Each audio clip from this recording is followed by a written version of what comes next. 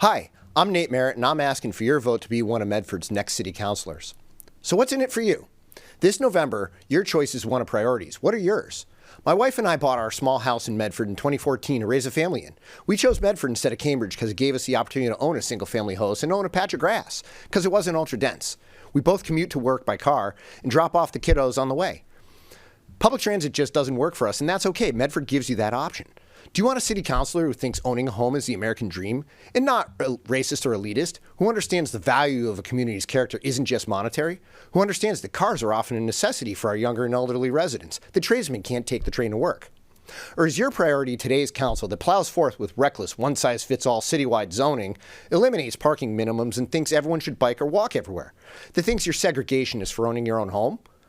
Don't think the zoning issue's over, folks. It's just on hiatus till after the election. Do you want to help bring businesses back into Medford, to help pay for our roads, public safety, and schools? Places for our kids to play indoors, young people to cut loose after work? Or is your priority wasting time with illegal divestment ordinances that drive businesses away and are so divisive they brought the rabbi out not once but twice to speak against it? Do you want a city council that actually listens to you and gives you time to get your point across every week? Or is your priority continuing to be ignored and shut down after 2 minutes? After midnight, of course, since they prioritize their national agendas first. Before I lost both my parents to cancer, I saw many of their needs as retirees on fixed incomes with mobility challenges firsthand. Sudden tax hikes were difficult for them to absorb, and they certainly weren't easily walking upstairs or across 2 parking lots to get to their senior center, let alone biking places. Do you want a council who's mindful of our seniors and takes their needs into account? Or is your priority a council who continues to dismiss the concerns of our retirees, offering foolish solutions like, you can defer your taxes and pay the bill later? That's running up a tab that ends with our seniors losing their homes. And for the record, I want good schools and better outcomes for all our kids. I have 2 little guys of my own. But having our seniors lose their shirts or their livelihood in the process isn't a good solution. We need to take all that into account. As a firefighter and EMT, I learned how to handle real emergencies. You don't go rushing in head first. That helps nobody and just gets more people hurt.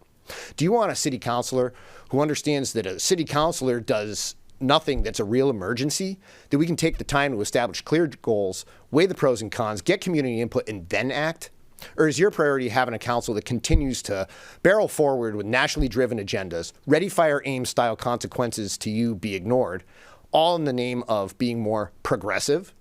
I'll do my best to deliver the best public safety we can by fully staffing our firefighters. Perhaps work towards a city-run ambulance that funds a fire department enterprise fund so that their equipment, personnel, and fire stations don't require tax overrides or debt exclusions. I'll bring solutions to the table that help make our streets safer. Low-cost, effective controls such as rubber speed bumps and an illuminated stop signal at Willis and Hicks Ave could easily increase pedestrian safety, not cause traffic backups, and not break the bank. Let's fix the school zone warning lights near the brooks that have been burnt out for almost 2 years. I'll focus on these issues, not the trade embargo in Cuba. Let's get a list published every year of specifically what roads will be repaired, where your taxes or rent is going, instead of leaving residents to wonder when or if theirs will ever be done. This election, November 4th, you, the citizens of Medford, have a choice to make in priorities. You can vote for the slate of robots who focus on whining about national and state issues we can't affect and only give you 2 minutes to speak your piece. They'll gladly keep ignoring and talking down to you, turning Medford into their next 15-minute city, an ultra-dense utopia where you shouldn't have a car or own your own home. Is that your priority? Or you can vote for someone who'll stay laser-focused on Medford and only Medford. That's my priority. I don't have a magic wand, but I'll listen to you, weigh the pros and cons of each issue, and attempt to explain them in simple terms we all understand, not complex jargon just to sound smart. I'll work on solutions that impact you, giving young parents the opportunity to own a home with their own lawn, maybe even a dog, and not be limited to just a unit in yet another apartment building. The choice is yours.